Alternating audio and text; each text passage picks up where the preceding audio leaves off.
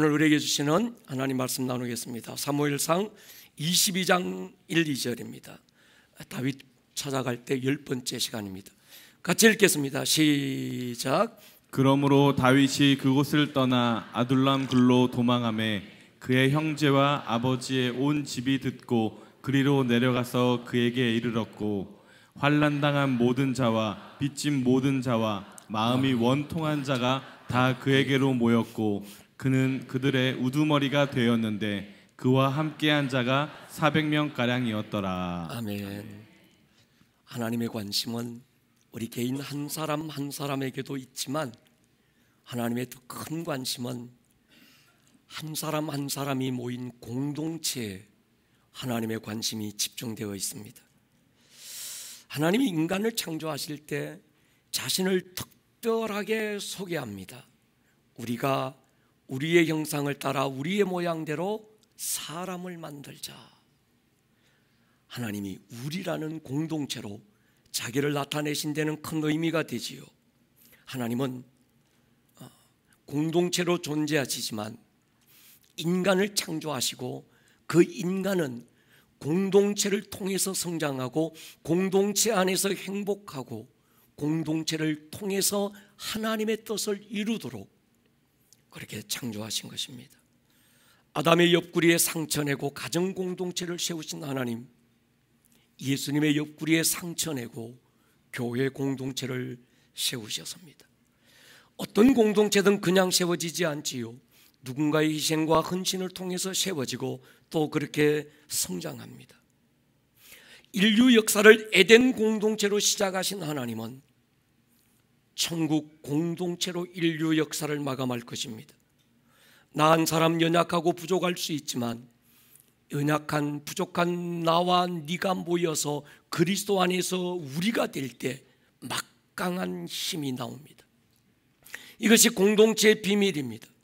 나는 약하고 너도 부족하지만 우리는 강력한, 그래서 하나님의 최종 병기는 공동체에 있습니다.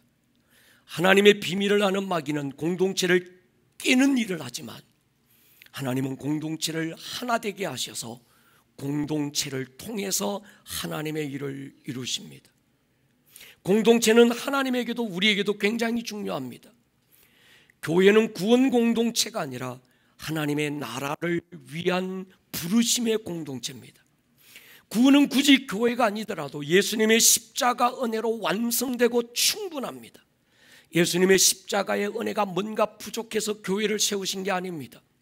예수님의 피로 구원받은 하나님의 자녀들이 가야 될, 언젠가 가게 될 하나님의 나라를 막연하게 기대하고 사는 것이 아니라 이 땅에 구체적으로 하나님의 나라를 세우라고 성령을 보내셨고 교회를 세우신 거예요.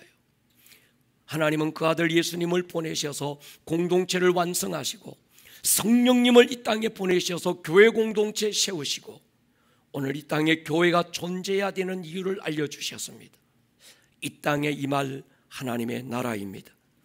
아름다운 꿈의 교회가 인천이라는 이 도시에 세워진 이유, 저와 여러분들을 이 아름다운 꿈의 교회 공동체 멤버로 부르시고 연합하게 하신 이유도 동일합니다. 이 도시 가운데 하나님의 나라를 세우고 하나님의 통치와 다스림이 있게 하라는 것이죠. 여러분, 공동체를 세우는 일에 쓰임받기를 축복합니다. 어떤 경우도 공동체를 깨는 일에 주역이 되지 마십시오. 자자손손 복이 되지 않습니다. 아름다운 꿈의 교회가 개척되기 전에 이 교회가 어떤 교회가 되기를 원하느냐, 이 질문 하나 가지고 오랜 시간 하나님 앞에 머물렀던 적이 있었습니다. 하나님은 그때 두 개의 공동체를 집중하게 하셔서요, 하나는 구약 성경에 나오는 공동체고 하나는 신약 성경에 나오는 공동체였습니다. 신약 성경에 나오는 공동체, 베다니 공동체입니다. 베다니, 이 이름의 뜻은 상한 자들의 마을, 고난당한 자들의 모임, 그런 뜻입니다. 인생의 환난을 당한 자, 아픈 상처를 가진 자들이 모여서 서로 위로하고 더불어 살아가는 마을이 베다니 마을이었습니다. 그래서 그런지 나사로 남매를 소개할 때 엄마 아빠의 이야기가 없습니다. 여러분 성경을 읽다 보면 회당장 야이로라든지 아니면 수로보니게 여인의 이야기라든지 자식이 병들어서 고통받아서 그 자식의 고통을 해결하기 위하여 주님을 찾아올 때 보통은 아빠가 내 딸이 병들었습니다. 수로보니게 여인은 그 엄마가 주님 앞에 가서 내 딸이 귀신 들려 고통받고 있습니다. 그 고통을 해결해 주기를 간청합니다. 그런데 이 나사로의 이야기에서 그 나사로가 죽을 병에 걸린 절박한 상황에서도 엄마의 이야기가 등장하지 않고 아빠의 이야기가 나오지 않습니다. 누이 마르다와 마리아가 마을 사람들을 예수님께 보내서 도움을 요청해요. 이것으로 추측해 보건대 아마 나사로 이 남매의 부모님은 전쟁으로 아니면 어떤 사고로 불행을 당해서 일찍 부모님을 요인, 그래서 어쩌면 이 베다니 마을은 나사로와 마리아 마르다 같은 어떤 고난을 당한 자, 인생의 환난을 당한 자들이 모여서 한 공동체를 이루고 있었던 마을이었을 거예요. 베다니는 예루살렘이라고 하는 대도시 변방에 있는 작은 시골 마을입니다. 제가 지난번 이스라엘을 찾아갔을 때 베다니를 꼭 들르고 싶었어요. 이스라엘을 갈 때마다 기회가 잘 주어지지 않아요. 이유는 그 베단이라는 마을은 서안 지역이라고 해서 팔레스타인 사람들이 모여 살고 있습니다. 여행자들은 그곳에는 여행자 보험도 자동차 보험도 적용되지 않습니다. 이스라엘 사람들이 살고 있는 지역과 팔레스타인 사람들이 살고 있는 서안 지역은 입구부터 분위기가 다릅니다. 이 서안 지역은 삭막하고 살벌하고 사람들의 인상부터가 굉장히 험악합니다. 그런데 한번 기회가 왔어요. 우리 이스라엘 예배팀이 이스라엘을 갔는데 예루살렘에 숙소가 없는 거예요. 그래서 여행사에서 고민하다가 목사님, 우리가 최대한 안정을 보장할 테니까 이 서안 지역에 있는 호텔에 하루 묵으면 어떻겠습니까? 그래서 저희들이 어쩔 수 없어서 이 서안 지역을 들어갔는데, 들어가는 입구부터가 분위기가 굉장히 살벌합니다. 여기저기서 타이어 불태워서 연기 막 내고 있고 총소리 막 나고 말이죠. 다음날 호텔에서 나오기 전에 제가 여행사 정대표를 찾아서 부탁을 했어요. 우리가 어렵게 여기 들어왔는데 그냥 나가지 말고 베다니를 가자. 제가 하도 진지하게 말씀을 드리니까 이 정대표도 동의하고 우리는 일정에도 없었던 베다니로 향했습니다. 깨끗하지는 않지만 조용한 시골 마을이었어요. 나사로가 죽었다가 다시 살아났던 나사로 무덤이라 추정되는 곳에서 사진도 찍고 돌아서서 나오는데 제 마음 안에 주님의 마음이 부어졌습니다. 이 목사, 여기가 내가 남다르게 사랑했던 그 사람들이 살고 있던 마을이야. 니네 교회 아름다운 꿈의 교회가 바로 이 베다니 마을 공동체가 되어주면 좋겠다. 요한복음 11장에 소개되는 베다니 마을의 스토리는 대략 이렇습니다. 나사로 남매가 등장하고 오라비 나사로가 병들자 누이 마르다와 마리아는 예수님께 사람을 보내어 도움을 요청해요. 보냄받은 마을 사람들이 주님께 가서 이렇게 말합니다. 주님, 사랑하시는 자가 병들었나이다. 그 이야기를 듣고도 어떤 이유인지 주님은 바로 달려가지 않고 의도적으로 늦장을 부리는 것처럼 보였습니다.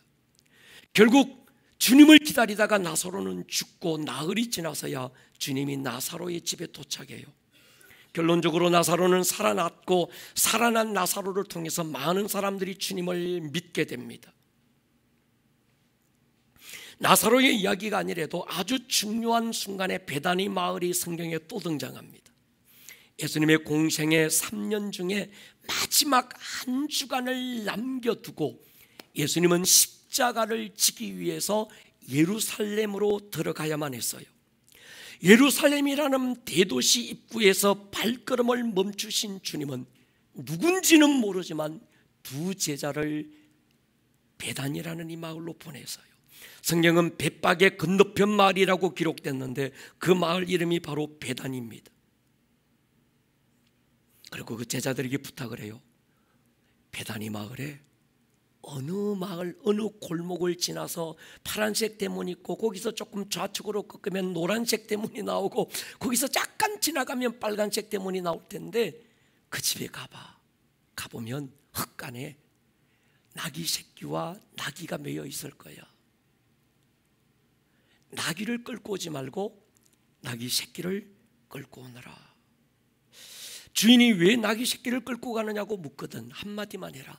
주가 쓰시겠다고 해라. 이 사건을 정확하게 이해하기 위해서 우리는 당시 시대적인 분위기나 문화에 대해서 이해할 필요가 있습니다. 베다니는 소외되고 힘없는 사람들이 모여서 예루살렘이라는 대도시에 밀려난 그들이 변방에 모여서 그들이 살고 있었는데 그들의 생업은 나귀 임대 사업이었습니다. 아시는 대로 예루살렘은 약 한 400m에서 600m 정도 높은 언덕 위에 세워진 도시입니다.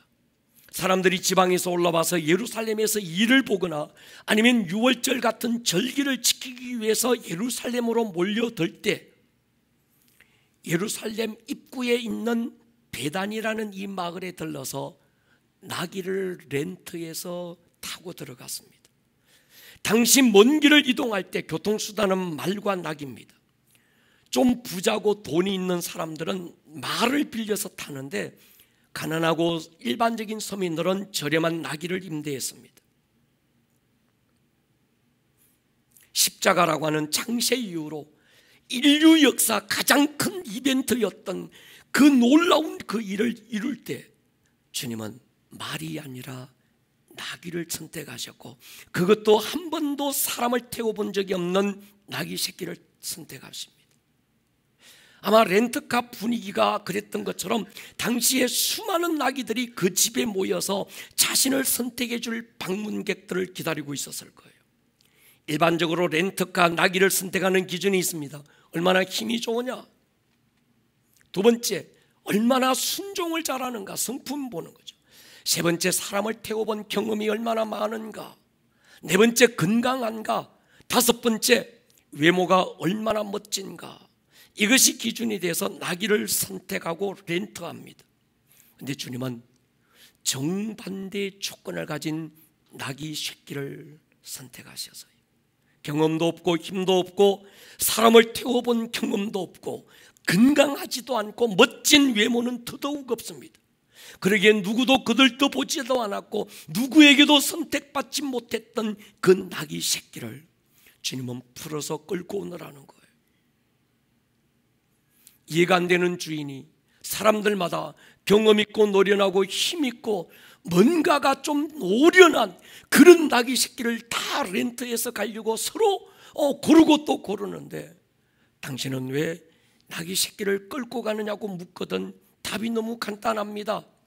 주가 쓰시겠다고 해라. 주님이 쓰시는 기준은 외모가 아니었어요.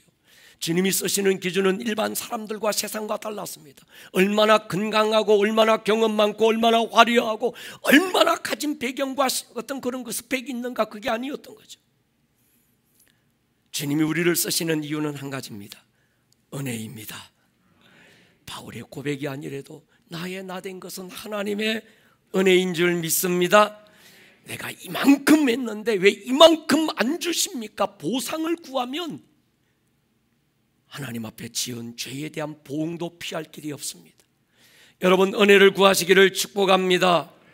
여러분 돌아보십시오. 어떻게 여기까지 살고 왔습니까? 내 잘나서 여기까지 살고 온 것 아니고 내 똑똑해서 여기까지 살고 온 것 아니고 돌아보면 은혜로 여기까지 왔습니다. 그러면 우리는 내일 어떻게 살아갈까 염려할 필요 없습니다. 여기까지 은혜로 살고 왔으니 또 은혜로 살아갈 것입니다. 당연한 건 아무것도 없었습니다. 하나님의 은혜가 나를 나되게 만든 거예요. 제 마음이 베다니에 꽂힌 이유는 사실은 이 두 가지 사건을 뛰어넘습니다. 결정적인 한 사건이 있어요. 누가복음 24장 보십시오. 우리 같이 읽을 텐데 또박또박 같이 읽겠습니다. 시작. 예수께서 그들을 데리고 베다니 앞까지 나가사 손을 들어 그들에게 축복하시더니 축복하실 때에 그들을 떠나 하늘로 올려지시니 그들이 그에게 경배하고 큰 기쁨으로 예루살렘에 돌아가 늘 성전에서 하나님을 찬송하니라. 이 장면은 성경 오고 오는 인류 역사의 최고의 이벤트입니다. 최고의 하이라이트가 바로 이 부분입니다. 이제 예수님이 십자가를 지고 죽으시고 3일 만에 부활하신 다음 40일 동안 이 땅에 계시다가 하늘나라를 가르치신 다음에 하늘로 올려지는 바로 그 순간입니다. 이제 하늘로 가시면서 주님은 마지막으로 보고 싶은 사람들이 있었어요. 마지막으로 이제 내가 하늘로 가기 전에, 아버지께로부터 나왔던 내가 아버지께로 돌아가기 전에 마지막으로 주님이 보고 싶었던 주님의 그리움이 된 마을 사람들, 그곳으로 의도적으로 가신 거예요. 바로 베다니 마을 앞까지 가시는 거예요. 여러분, 감난산에서 아니면 예루살렘에서 베다니 마을까지는 제가 가보니까 걸어서 약 30분이 걸립니다. 이 수고를 마다하지 않으시고 여기든 저기든 어디서든지 가시면 될 수 있을 텐데, 주님은 의도적으로 모여든 무리들 제자들과 함께 우리가 베다니까지 가자, 그리고 거기서 손을 들어 베다니 마을 사람들을 축복하고 그들이 보는 앞에서 하늘로 올라갑니다. 그들이 큰 기쁨으로 예루살렘에 돌아가, 누가요? 베다니 마을 사람들이 함께 예루살렘으로 돌아가 이 성전에서 하나님을 찬송하고 있었던 거예요. 여러분, 주님은 예루살렘 고관 대작들을 보고 싶었던 게 아니었습니다.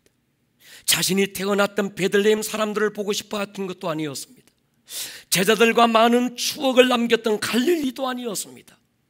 누구의 관심조차 없었던 베다니 마을, 그 마을 앞까지 가셔서 그 사람들을 만나보시고 그들이 보는 앞에서 축복하고 하늘로 가시는 거예요. 제 추측컨대 아마도 이들이 예루살렘에 들어가서 그 성전에서 날마다 하나님을 찬송했을 때, 언제까지 하는가 하면 성령이 오실 때까지, 아마 120명 성령 받은 그들 가운데 다수의 사람들이 베다니 마을 사람들 아니었을까요? 베다니 마을 공동체는 잘난 사람도 없었고 그렇다고 많이 배운 사람도 없었습니다. 유명인, 인기는 없었어요. 마을 이름 그대로 저마다 다른 아픔과 상처를 안고 살아가는 사람들이 서로를 위로하며 보듬고 살아갔던 작은 시골 마을입니다. 그렇지만 그들은 주님이 예루살렘을 오가실 때 주님이 주무실 방을 준비해드리고 주님이 드실 음식을 준비해드리면서 사랑으로 섬겼던 나사로, 마르다, 마리아 남매 같은 사람들이 모여 살고 있는 이 마을 사람들을 주님은 특별히 사랑하신 거예요. 부활하고 아버지께로 가시기 전에 주님은 이곳 베다니 마을까지 오셔서 그 마을 사람들을 일일이 축복하고 주님은 인사한 다음 하늘로 가시는 거죠. 제 안에 그런 마음이 생겼습니다. 이런 교회이면 좋겠다. 할렐루야. 우리 교회가 누구라도 혼자 울도록 내버려 두지 않는, 그래서 함께 울고 함께 기뻐 얼싸안고 춤출 수 있는 이런 베다니 마을 같은 교회가 되기를 소원합니다. 마치 병원처럼 동병상련이라 서로의 아픔을 이해하고 나의 아픔이 너의 눈물이 되고 기도가 될 수 있는 교회, 동네 목욕탕처럼 벌거벗고도 허물이 되지 않고 서로의 등을 밀어줄 수 있는 그런 교회 말이죠. 구약에서 소개되는 공동체가 오늘 본문에서 소개되고 있는 아둘람 공동체입니다. 제가 이스라엘을 방문할 때면 꼭 찾아가고 싶은 장소가 아둘람 동굴입니다. 아마 저와 함께 이스라엘을 방문하신 분들은 빠지지 않고 이 아둘람을 가보셨을 거예요. 근데 이 아둘람은 찾기가 참 쉽지가 않습니다. 큰 대로변을 벗어나서 한참 산길을 꼬불꼬불 들어야 되는, 숨겨져 있는 그런 그 야산 아래 숨겨져 있는 동굴입니다. 지난번 바로 우리가 4월달 5월달 이스라엘을 방문했을 때 이 아랍 운전하시는 이분이 얼마나 투덜대고 짜증내고 막 아랍어로 뭐라고 그러는데 막 나한테 욕하는 것 같아요. 못 알아듣는다고 그냥 막 하는 거예요. 근데 제가 가야 됩니다. 근데 또 뭐 흙이 튀고 이게 뭐 차 끌기고 그 대형 버스니까 왜 이런 데를 가냐고 투덜투덜. 근데 제가 끝까지 간다, 가야 됩니다. 결국 갔어요. 따끈한 사진 하나 올려주십시오. 우리 주보에 있는 사진인데 저게 아둘람 동굴 밑에서 찍은 거예요. 안에서 바깥에 무화과 나무가 큰 이파리를 둬서 동굴을 덮고 있어 가려주고 있는 그런 동굴입니다. 이스라엘 성지 순례객들에게 이 아둘람 동굴은 관심이 없습니다. 찾아가기도 쉽지 않고, 그런데 제 안에 이 아둘람 동굴을 꼭 가야 되는 이유, 갈 때마다 하나님께서 또 한 번 제 안에서 아름다운 꿈의 교회가 어떤 교회여야 되는지 첫사랑 처음 마음을 다시 일깨워주는 것이 바로 이 아둘람 동굴이거든요. 사울에게 쫓기다가 유대 땅 어디에도 더 이상 숨을 곳이 없다고 판단했던 다윗은 블레셋 가드왕 아기스에게로 망명을 갑니다. 쉽게는 다윗이 영적 분별력을 잃은 거지요.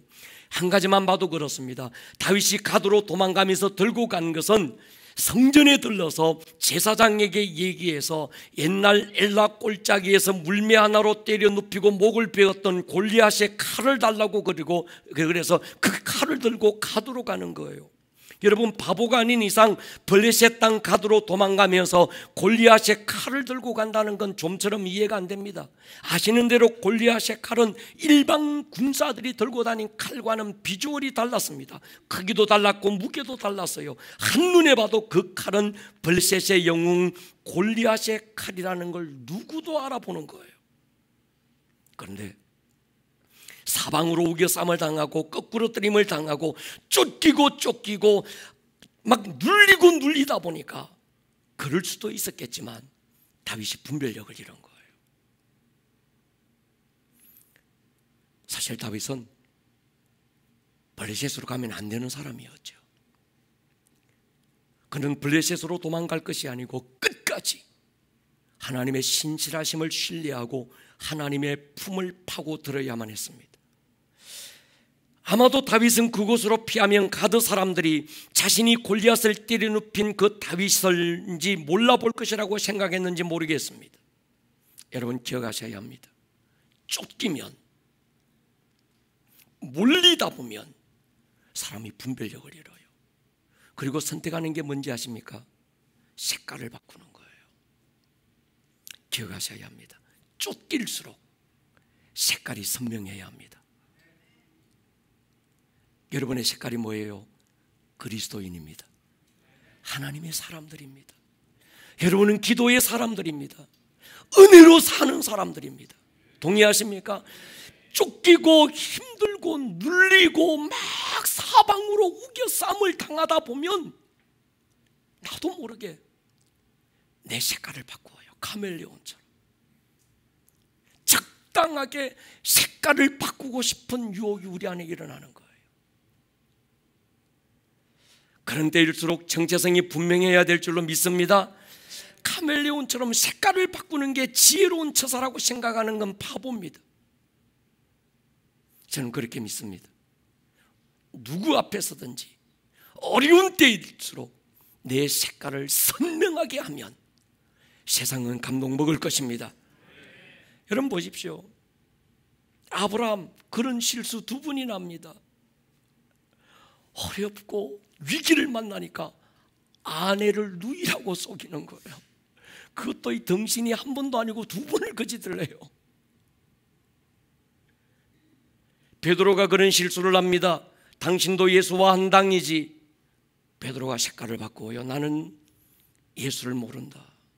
맹세하고 저주하고 자신이 예수의 사람인 것을 감추려고 했지만 순간적인 불이익, 편견이 있을지라도 우리는 우리의 정체성을 숨기지 않을 수 있기를 축복합니다. 어디서든지 여러분이 그리스도님을, 나는 예수의 사람이라는 색깔을 선명하게 하면 하나님이 세우실 거예요. 아기서 신하들이 다윗을 단번에 알아보는 거예요. 11절 12절에 보면요, 21장에 아기서 신하들이 아기서에게 이렇게 말합니다. 이는 그 땅의 왕 다윗이 아니니까 무리가 춤추며 이 사람의 일을 노래하여 이르되 사울이 죽인 자는 천천히요 다윗은 만만이로다. 이 사람의 일이 뭡니까? 골리앗들이 죽인 거잖아요. 다윗이 이 말을 그의 마음에 두고 가드왕 아기스를 심히 두려워했다. 사울이 두려워서 도망갔는데 더 큰 사자를 지금 만난 거예요. 적장 골리앗 앞에서도 두려워하지 않았던 다윗, 너는 칼과 창과 단창으로 내게 나오지만 나는 네가 모욕하는 이스라엘의 하나님 여호와의 이름으로 네게 나아간다. 구원이 창과 칼에 있지 아니함을 오늘 내가 너로 보여주리라. 그날의 다윗은 어디 갔는지 모르겠어요. 오늘 초라해진 다윗의 모습을 보고 있습니다. 담대함, 용기는 인간 본성에서 나오는 게 아니지요. 하나님이 나와 함께 하신다는 확신에서 용기가 나올 줄로 믿습니다. 기름 부음이 사라진 다윗의 모습을 성경은 숨기지 않고 적나라하게 보여주는 거예요. 이 한순간의 잘못된 선택으로 혹독한 대가를 치르게 됩니다. 입에 침을 흘리고 눈알 굴리고 미친 채 하면서 미친갱이가 돼가지고 결국 연기하고 그 땅에서 쫓겨나는 거예요. 이스라엘 왕으로 기름 부음 받은 왕이 적장 골리앗을 일격에 때려 눕혔던 이스라엘의 영웅이 졸지에 미친갱이가 된 거예요. 나중에 다윗이 이때 이 수치를 기억하고 이렇게 노래합니다. 시편 118편요. 같이 읽을게요. 8절 9절 시작. 여호와께 피하는 것이 사람을 신뢰하는 것보다 나으며 여호와께 피하는 것이 고관들을 신뢰하는 것보다 낫도다. 다윗의 이 고백은 그냥 나온 게 아닙니다. 신앙의 선배로서 자기가 혹독한 대가를 치르고 나고 엄청난 값을 지불하고 난 다음에 얻은 교훈이지요. 인간적인 방법 동원해서 가두로 피신하는 건 믿음의 처사도 아니었고 지혜롭지 못한 처사도 아니었음이 분명합니다. 그는 끝까지 어려울수록 힘들수록 쫓길수록 여기에도 숨겨진 하나님의 뜻이 있을 거야. 깨닫고 붙잡혀 순종하고 나가는 이 발걸음을 통해서 하나님은 하나님의 일을 이루실 거야. 믿음으로 가서야만 했었습니다. 여러분, 주의 이름으로 축복합니다. 믿음으로 가십시다. 눌릴수록 우겨 싸움을 당할수록 우리는 죽게 피하실 길을 주의 이름으로 축원합니다. 이 일 후에 다윗이 도망간 곳이 유대와 블레셋의 비무장지대 DMZ 같은 아둘람의 작은 동굴이었어요. 다윗은 유대 땅 어디에도, 그렇다고 블레셋 땅 어디에도 작은 몸 하나 숨길 곳이 없었습니다. 다윗의 입장에서 이 시간들이 참 지루한 시간들이었을 거예요. 사무엘 선지자를 통해서 이스라엘의 왕으로 기름 부음 받은 지 적지 않은 시간이 흘렀습니다. 자신이 볼 때 미친갱이 사울 왕은 더 이상 왕으로서 이스라엘을 다스릴 만한 능력이 없다고 판단되었습니다. 그렇다고 한다면 하나님께서 왕으로 기름 부음 받은 나를 왕으로 세우실 때가 이미 지나지 않았을까? 왜 하나님께서 나를 기름 부어놓고 이런 고난과 이런 긴 터널을 지나가게 하실까? 고민이 많았을 거예요. 여러분, 하나님은 서두르지 않으세요. 아멘입니까? 그러나 서두르지 않지만 늦장 부리지도 않아요. 하나님의 시간을 믿을 수 있기를 축복합니다. 우리 강력이가 군대를 간다는데 남일 같지가 않아요. 야, 국방부 시계가 왜 이렇게 더디 가는지 말이죠. 아마 우리 그 남자분들은 잘 아실 거예요. 얼마나 빨리 시간이 안 가길래 해병대 8강 그 모자 창 안에다가 달력을 그려놓고 하루하루 지워가면서 날짜 계산했던 때가 있었어요. 다윗이 아마 그랬을 겁니다. 그렇지만 다윗은 나중에 오늘을 추구하며 이렇게 고민합니다. 시편 37편 보십시오. 여호와 앞에 잠잠하고 참고 기다리라. 이 말씀을 가슴에 새길 수 있기를 축복합니다.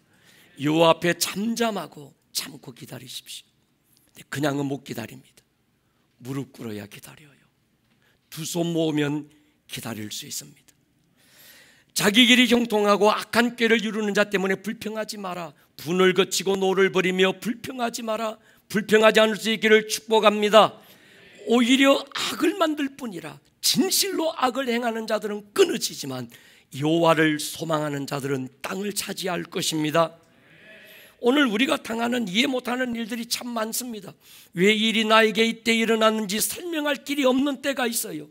이해되지 않는 오늘의 일들을 두고 억지로 해석하고 풀려고 하지 마십시오. 하나님이 감추어 두신 건요, 그냥 덮어두세요. 할렐루야. 당신은 이해 안 돼요. 조금 시간 지나면 보여요.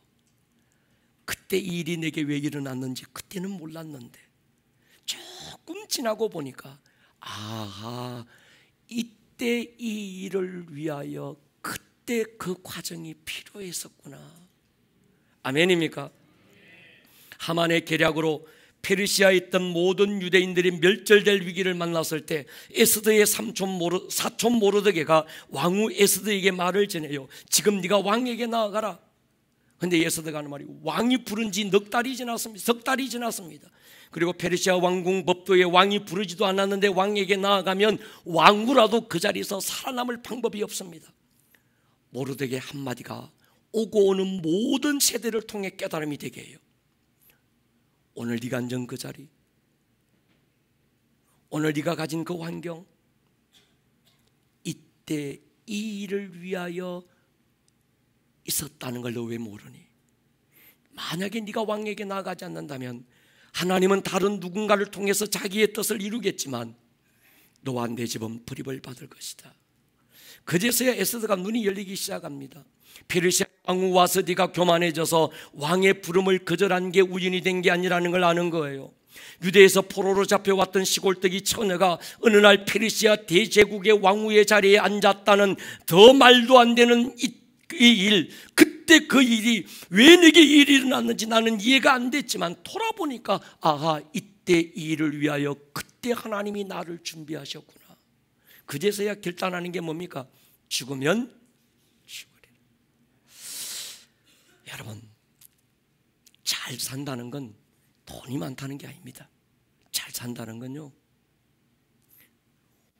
오늘 내가 앉은 이 자리, 오늘 내게 주어진 이 상황에 대한 의미 부여예요. 사명 부여예요. 많고 적음을 떠나서 오늘을 내가 사는 이유가 있다는 거예요. 이때 이 일을 위해서. 만약에 여러분 이때 이 일이 없다면 여러분들은 살려지는 거지 사는 게 아닙니다. 모든 크리스찬은 우연이 없습니다. 동의하십니까? 그때 내가 그 공부했던 이유, 하나님께서 내게 그때 그것을 경험시킨 이유, 그걸 알게 한 이유, 그걸 가지게 한 이유 있다는 거예요. 이때 이 일을 위해서라는 거예요. 동의하십니까? 아둘람의 사건 연결되는 시편의 노래가 있습니다. 시편 57편과 142편인데 시편 57편 같이 읽겠습니다. 시작. 하나님이여, 내 마음이 확정되었고 내 마음이 확정되었사오니 내가 노래하고 내가 찬송하리이다. 내 영광아 깰지어다. 비파야 수금아 깰지어다. 내가 새벽을 깨우리로다. 이 사실을 발견하고 아둘람 동굴에서 다윗이 마음을 확정합니다. 내 마음이 확정되고 확정되었습니다. 내가 새벽을 깨워서 기도하고 하나님께 나아갈 것입니다. 여러분, 외로움과 고독은 다른 말입니다. 외로움은 인간적인 감정이지만 고독은 하나님 한 분만 독대하기 위하여 세상에 대해서 스스로 눈 감는 것이죠. 저는 그런 생각을 해봤습니다. 33년을 다윗이 어떻게 멈추지 않는 원빙의 마음을 가지고 예배의 자리에 앉을 수 있었을까? 아둘람 동굴에서 배웠을 거예요. 하나님께서 다윗을 바로 이스라엘 왕의 자리에 앉히지 않고 때로 수치스러운 일, 모욕적인 사건도 지나가도록 허락하신 이유, 그리고 오늘 변방의 아둘람 작은 동굴로 부르신 이유가 분명해진 거예요. 142편 보십시오. 내가 소리내어 여호와께 부르짖으며 소리내어 여호와께 간구하는도다. 내가 내 원통함을 그의 앞에서 토로하며 내 우환을 그의 앞에 진술하는도다. 다윗은 더 이상 사람 찾아가지 않습니다. 사람에게 피하지 않아요. 하나님 앞에 엎드려서 하나님께 부르짖는 거예요. 아멘입니까? 여러분이 지금 원통한 것,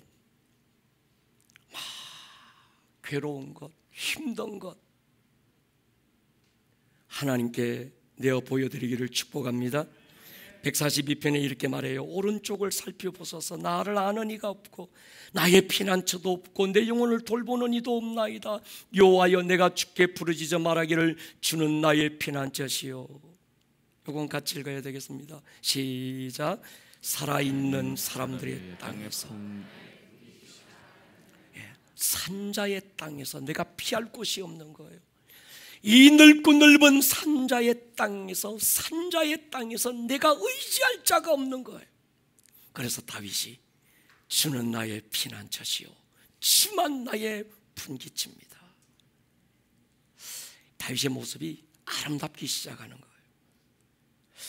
이 작은 아둘람 동굴에 숨은 다윗을 찾아온 무리, 어떤 자들입니까?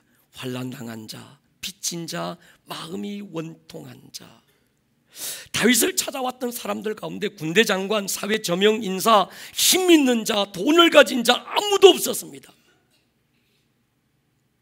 이들의 관심은 아둘람 동굴이 아니라 왕궁에 있었지만 하나님의 관심은 그곳에 눈을 돌려 상처받고 신음하는 사람들이 모여든 작은 동굴에 집중되고 있었던 거예요.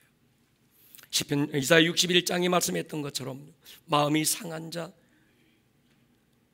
포로된 자, 갇힌 자, 그들이 바로 아둘람 동굴의 사람이었습니다. 희년을 선포하실 때, 그리고 누가복음에서 하나님의 아들로서 공생애를 시작하실 때 주께서 인용하시고 이것이 나의 삶이라고 외쳤던 그 사람들, 마음이 상한 자, 묶인 자, 갇힌 자, 그들을 풀어서 자유케 하고 화관, 꽃관을 씌워주고 찬송의 노래를 부르게 만들고 그 기쁨의 옷을 입힐 것이다.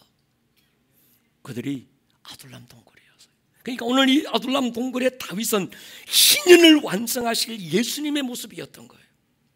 하나님의 독생자가 세상에 왔을 때 아합의 아방궁에 오지 않았습니다. 예루살렘 고관 대작의 화려한 저택에 오지도 않았습니다. 그분은 시골 베들레헴 마굿간에 오신 거예요. 주님을 찾아왔던 사람, 들에서 양치던 목자들이었고 병든 자, 버림받은 자, 소외된 자, 어둠의 영에게 묶이고 갇힌 자들이 주님을 찾아왔습니다. 예수님이 제자로 선택된 자들 보십시오. 그들 가운데 자랑할 만한 인물 아무도 없었습니다. 십자가 위에서 모든 인류의 죄를 덮어쓰고 처절하게 죽어갈 때 주님이 남겨두신 사람들, 마리아와 몇 여인이 전부였습니다. 주님은 한 사람이 천을 대신하게 하고 두 사람이 만을 대신하게 하셔서 하나님의 역사를 그들을 통하여 이루시는 거예요. 여러분, 우리가 그런 자들입니다. 아멘입니까? 나는 아니고 너도 아니지만 나와 네가 우리가 되어서 공동체가 될 때, 환난당한 자, 빚진 자, 마음에 상처받은 자, 오갈 데 없고 인생의 마지막 끝을 경험했던 그들, 마지막 끝에 몰려든 다윗과 함께 몰려들었지만 그들을 통해서 하나님은 이스라엘 위대한 하나님의 왕국을 세우시고 그때 아둘람 공동체에 모여들었던 그들이 다윗과 함께 좌의정 우의정 우편 오른편에 서서 하나님의 왕국을 이루는 일에 쓰임받잖아요. 여러분, 자신을 찾아왔던 이 무리를 향해서 다윗이 놀라운 선포를 합니다. 이걸 우리 같이 읽으셔야 합니다. 사무엘상 22장 23절입니다. 같이 한번 읽겠습니다. 시작. 두려워하지 말고 내게 있으라. 내 생명을 찾는 자가 내 생명도 찾는 자니 내가 나와 함께 있으면 안전하리라 하니라. 인간적으로 보면 이 말이 굉장히 허당기가 있습니다. 여러분 보세요. 지금 다윗은 자기 몸 하나 간수할 힘이 없는 그야말로 그냥 허당이에요. 그리고 자기를 찾아온 무리들 역시 인생에 소망이 없는 사람들이 아니었습니까? 그럼에도 다윗이 이렇게 당당하게 선포할 수 있었던 이유가 있는 거예요. 우리의 힘인 거예요. 아멘입니까? 공동체의 비밀인 겁니다. 교회의 비밀인 거예요. 마태복음 16장에서 무의 대가리 밟고 아가리 찢는 권세는 잘난 어느 누구 개인이 아니라 교회 공동체에 주어진 하나님의 능력입니다. 이 땅에서 하늘문을 열 수 있는 은혜, 공동체에게 주어진 은혜인 거죠. 한 점 구름이 비를 어떻게 몰고 올 수 있겠습니까? 그냥 여러분, 영적 생활에 무림의 고수가 되려고 하지 마십시오. 영적 생활을 해나가다가 바람의 금심이 되려고 하지 마십시오. 바람의 금심이 나라를 구한 적이 없습니다. 공동체 안에서 연합되기를 주의 이름으로 축원합니다. 우리 교회에 어떤 사람이 모였느냐 중요하지 않아요. 담임 목사가 누구냐 중요하지 않습니다. 아름다운 꿈의 교회 머리가 누구냐만 중요한 줄로 믿습니다. 우리 교회의 머리는 세상을 이기신 예수님인 줄 믿습니다. 그분이 주인이고 그분이 통치하시는 그분의 나라가 우리 교회인 줄로 믿습니다.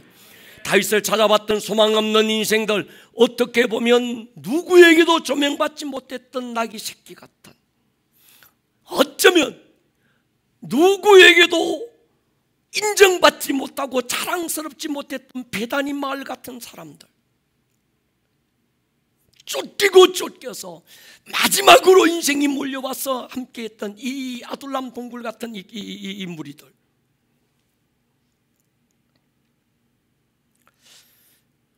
제게 아둘람이 특별한 의미가 되는 이유가 있어요.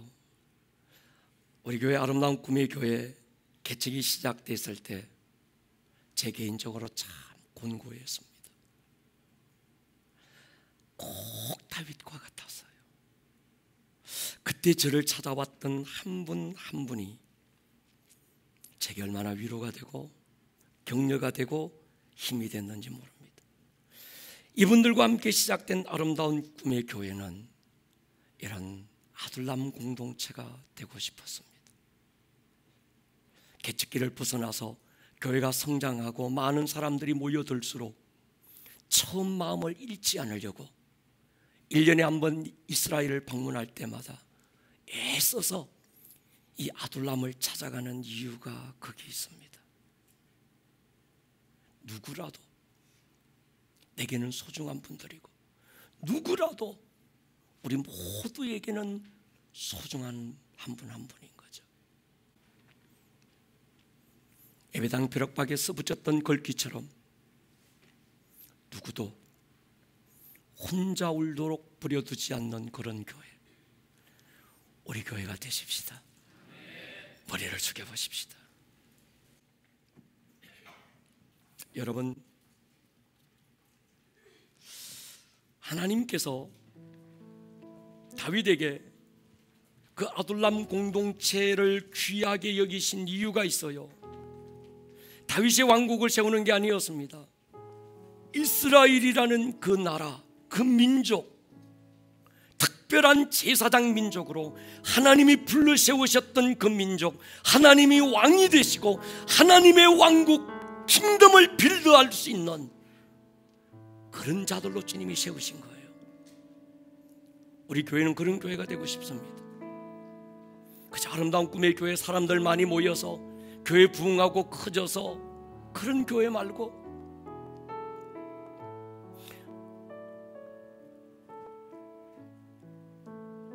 이 도시가 하나님의 나라가 되고 이 도시 인천 땅에 하나님의 나라를 세우라고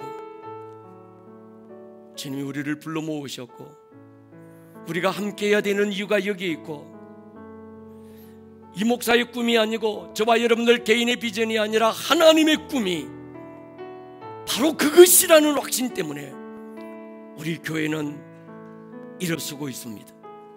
주님, 이런 교회가 되게 해주십시오. 우리 아름다운 꿈의 교회가 바로 이런 교회, 이런 사람들이 모여서 함께 세워나가는 그런 교회가 되게 하여 주십시오. 우리 시간은 두 손을 번쩍 들고 기도 한번 해주실 때 교회를 축복해 주십시오. 아멘. 교회 비전을 축복해 주십시오. 아멘. 우리의 다음 세대들을 축복해 주십시오. 아멘. 주여 한번 부르고 통성으로 기도합니다. 주여! 오늘 들었던 이 말씀이 듣는 말씀에서 끝나지 않고 여러분들의 삶에 살아내는 말씀으로 생명력 있는 말씀이 될 수 있기를 주님의 이름으로 다시 한번 축복합니다. 온 하늘